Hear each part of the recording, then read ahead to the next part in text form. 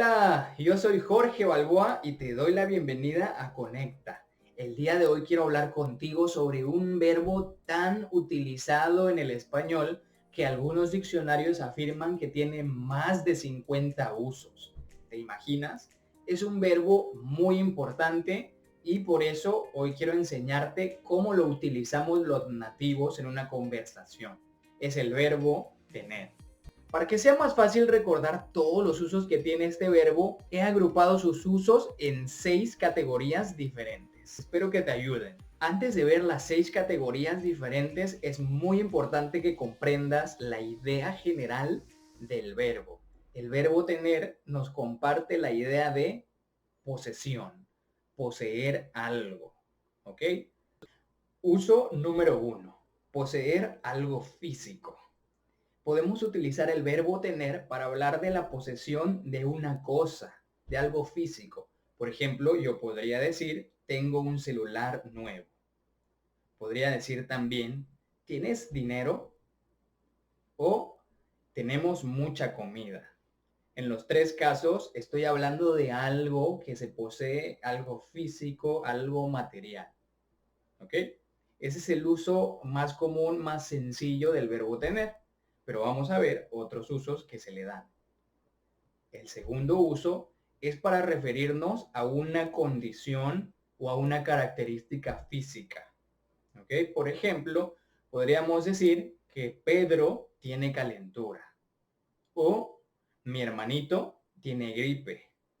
En ambos casos estamos hablando de una condición, en este caso una condición de salud. Ellos están enfermos. Podría decir también que yo tengo dolor de cabeza o tengo dolor de estómago. ¿Ok? Podría referirme a una característica física de una persona, por ejemplo, al decir, ella tiene ojos azules. También podría decir, tengo el cabello negro. ¿Ok?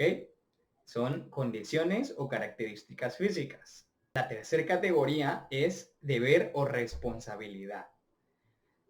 Podemos usar el verbo tener para referirnos a una responsabilidad, a algo que debemos hacer cuando le añadimos la palabra que, tener que. Por ejemplo, puedo decir, tengo que hacer la tarea. Es otra manera de decir que debo hacer la tarea, que tengo la obligación de hacer la tarea. Tengo que. También podría decir, tienes que decirme la verdad. O Juan tiene que ir a trabajar. Es un deber o una responsabilidad o una obligación. ¿Ok? Podríamos también hablar sobre deber o responsabilidad sin usar la palabra que, simplemente al usarlo en una manera como la siguiente. Susana tiene una reunión a las 5. Susana tiene una reunión a las 5. En este caso estamos hablando sobre un compromiso que tiene Susana, sobre una cita. Ella tiene que ir a una reunión a las 5. Susana tiene una reunión a las 5. Angélica tiene mucha tarea. Tengo una boda en la noche. Es decir, me comprometí a asistir a una boda en la noche. Tengo una boda en la noche. Muy bien, esos han sido los primeros 3 usos del verbo tener. No te pierdas la segunda parte donde voy a terminar de explicar los usos de este verbo tan importante. No te vayas sin suscribirte a este canal y también puedes dejarme tus comentarios de cómo utilizarías este verbo. Puedes poner ejemplos de oraciones donde utilizas el verbo tener para ver si puedes escribirlo bien.